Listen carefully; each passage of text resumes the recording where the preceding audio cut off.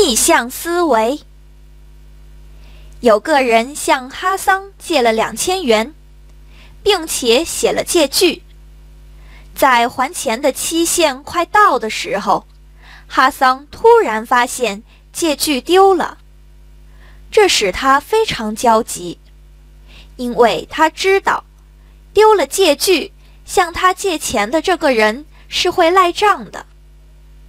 哈桑的朋友知道此事后，对哈桑说：“你给这个人写封信过去，要他到时候把向你借的2500元还给你。”哈桑听了很迷惑，我丢了借据，要他还2000元都是个问题，怎么还能向他要2500元呢？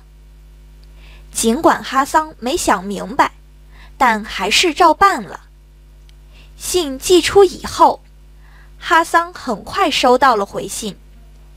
借钱的人在信上写道：“我向你借的是2000元钱，不是2500元，到时候就还你。”这就是逆向思维。逆向思维会让你打开新世界的大门。